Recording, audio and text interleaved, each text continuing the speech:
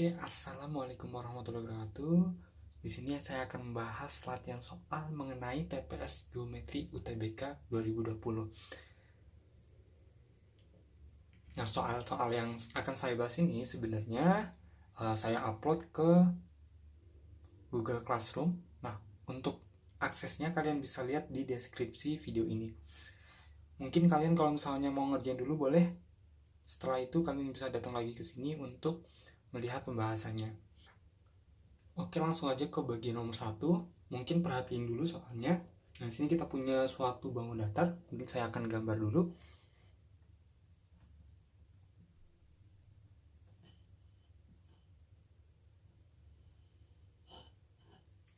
PQRS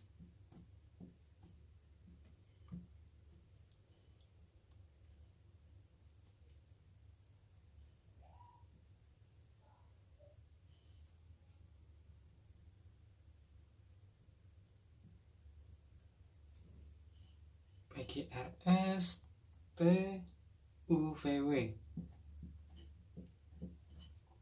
Nah, di sini diketahui kita sama dengan TU sama dengan UR gitu ya. UR sama dengan kita sama dengan TU sama dengan 12. Setelah itu kita punya juga SW sama dengan VW sama dengan VR sama dengan 8. Nah, kita berarti suruh nyari luas segitiga sebenarnya. Nah, gimana nih cara nyari luas segitiga? Luas segitiga adalah setengah kali alas kali tinggi. Nah, untuk lihat alas sama tingginya tuh gimana? Tahu alas tahu tingginya tuh gimana caranya? Alas itu harus tegak lurus dengan tinggi. Misalnya segitiganya kayak gini. Tapi kalau misalnya segitiganya sembarang, misalnya segitiga tumpul.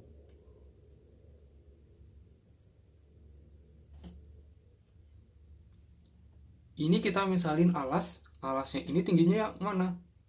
Misalnya ini ABC, tingginya tuh bukan AC, tapi kita tarik garis BC diperpanjang,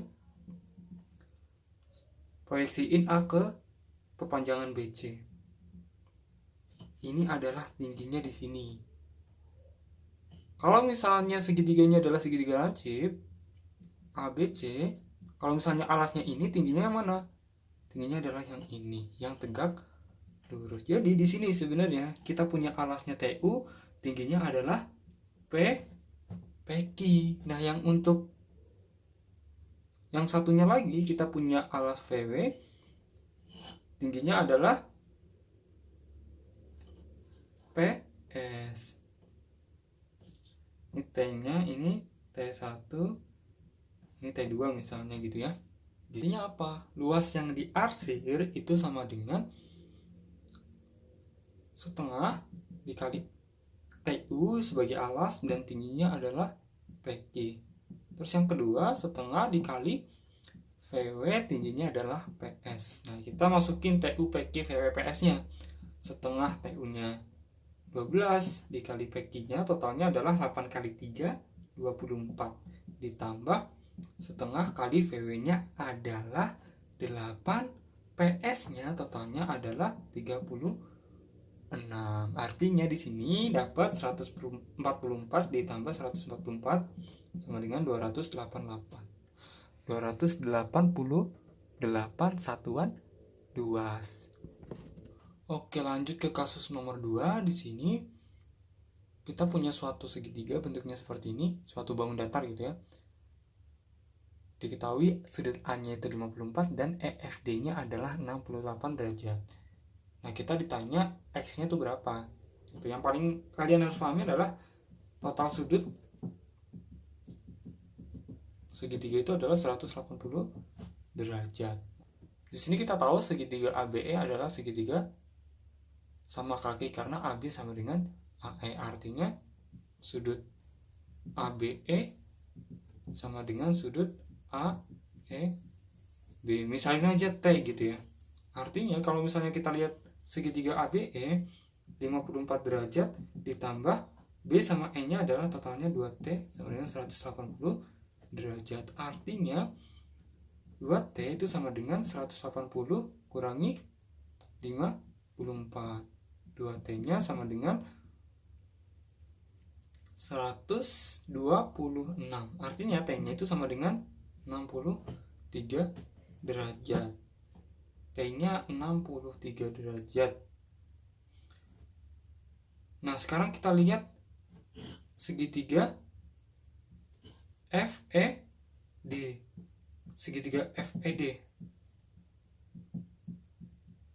Kita dapat apa dari situ? 68 derajat di sini ditambah sudut E-nya itu adalah tadi 63 derajat ditambah EDF. Sudutnya gitu ya. Itu sama dengan 180 derajat juga. Nah, di sini kita bisa lihat sudut EDF-nya itu sama dengan 49 derajat. Nah, kita lihat di sini. EDF sama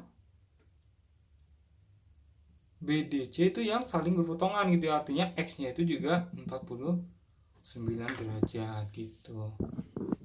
Artinya X-nya itu sama dengan 49 derajat. Oke, untuk nomor 3 kita punya suatu lingkaran, dua lingkaran kecil di dalam satu lingkaran besar. Nah, di sini masing-masing lingkaran itu saling bersinggungan. Nah, gimana cara nyari luas yang diarsir? Nah, ini kita bisa lihat nih. Luas yang diarsir itu sama dengan luas lingkaran besar kurangi 2 kali luas lingkaran kecil. Gitu. Nah, luas lingkaran besarnya berapa? Nah, di sini kan yang lingkaran kecil jari-jarinya 2. Kalau misalnya lingkaran besar kan berarti ya sama aja jari-jarinya 4. Karena lingkaran besar ini jari-jarinya itu terdiri dari diameter lingkaran kecil. Artinya luas lingkaran besar sama dengan pi kali r kuadrat kurangi 2 kali pi r kuadrat sama dengan pi dikali r-nya di sini 4 kuadrat kurangi 2 kali pi R lingkaran kecil adalah 2 kuadrat sama dengan 16 pi dikurangi 8 pi sama dengan berapa? 8 pi satuan 2. Itu untuk nomor 3. Untuk kasus nomor 5, kita pengen buat segitiga dari 3 buah lidi yang panjangnya masing-masing A, B, dan C. Nah, di sini A-nya adalah yang paling panjang. Nah, untuk bikin segitiga, syarat yang pertama adalah kalau misalnya kita kan pengennya bikin segitiga tumpul. Nah, untuk bikin segitiga itu sendiri, syaratnya sisi yang paling panjang A-nya itu harus kurang dari B plus C. Jadi sisi yang terpanjang harus kurang dari penjumlahan sisi yang lain. Kenapa bisa kayak gini? Kita nggak bisa pakai analogi lingkaran. Kita bikin garis diameter dan kayak gini. Artinya kan kita dapat suatu segitiga. Ini kan yang paling panjang, artinya kan ini ya. Karena di sini adalah sudut pusat. Sudut pusat kan 180 derajat. Ini sudut keliling setengah dari sudut pusat 90 derajat. Ini artinya sisi miring. Artinya ini sisi yang paling panjang. Artinya kita bisa analogiin ini lidi yang A, ini B, ini yang C. Artinya panjang ini pasti kurang dari penjumlahan B sama C. Yang kedua, kalau misalnya kita tahu segitiga itu lancip, tumpul, atau siku-siku, caranya gimana? Sisi terpanjangnya dalam hal ini A-nya kita bandingin sama B kuadrat ditambah C kuadrat. A kuadrat dibanding sama B kuadrat tambah C kuadrat. Kalau misalnya sama dengan, artinya apa? Siku Pitagoras gitu kan ya. Kalau misalnya A kuadratnya itu kurang dari B kuadrat tambah C kuadrat, itu namanya segitiga lancip. Kalau misalnya A kuadrat lebih besar dari B kuadrat tambah C kuadrat, itu namanya segitiga tumpul. Artinya untuk bikin segitiga tumpul kita butuh 2 elemen. Yang pertama dari lidi ini ya, maksudnya ya, kita apakah ini bisa dibikin segitiga. Nah, segitiga itu kita juga cek apakah dia lancip, tumpul, atau siku-siku. Nah, syarat jadi segitiga adalah ini, syarat segitiga tumpul adalah ini. Artinya di sini jawabannya 1 dan 2 dibutuhkan untuk menjawab soal ini bersama-sama ya, nggak bisa satu doang. Karena kalau misalnya kayak gini, Iya segitiga, tapi apakah itu tumpul atau enggak, kita belum tahu kalau misalnya kita nggak punya ini. Artinya jawabannya yang 1 dan 2 bersama-sama dipakai untuk menjawab soal. Oke, nomor selanjutnya adalah nomor 6. Di sini kita punya segitiga bebas gitu ya, segitiga sembarang. Segitiga ABC.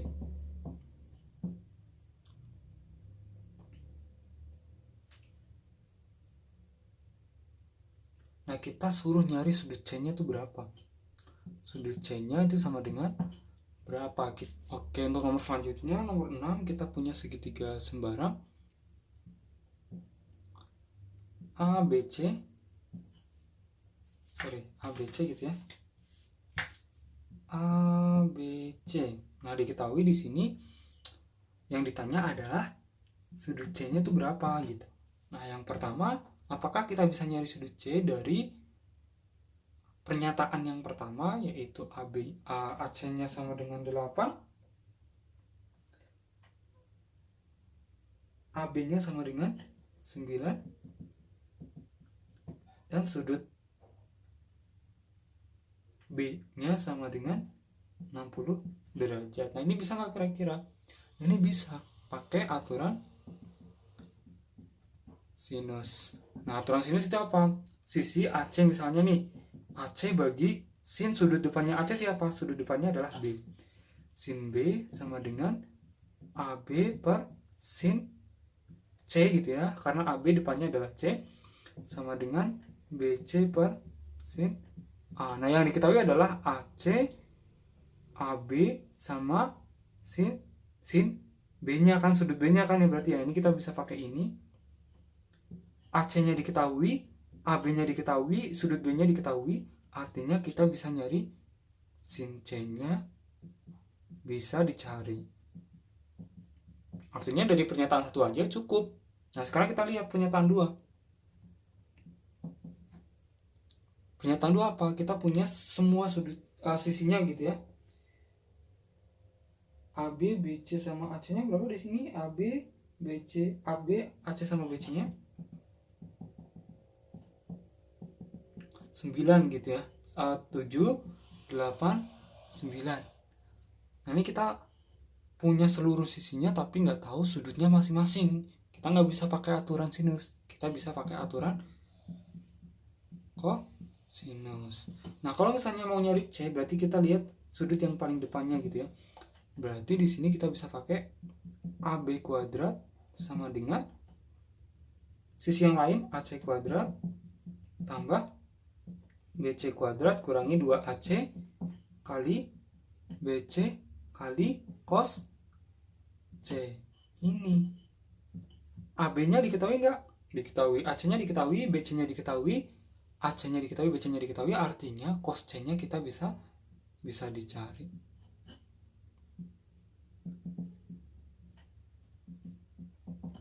Gitu, artinya dari pernyataan 1 aja kita bisa nyari jawabannya, atau dari pernyataan 2 aja kita juga bisa nyari jawabannya gitu. Jadi entah ini ada sendiri-sendiri artinya gitu ya jawabannya ya. Artinya jawabannya yang D gitu ya. Oke, nomor selanjutnya nomor 9.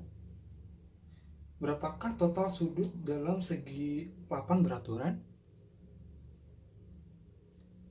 Nah, ini kita bikin segi 8. Ini sebenarnya gampang nih kalau nomor 9. Ini kita punya segi 8.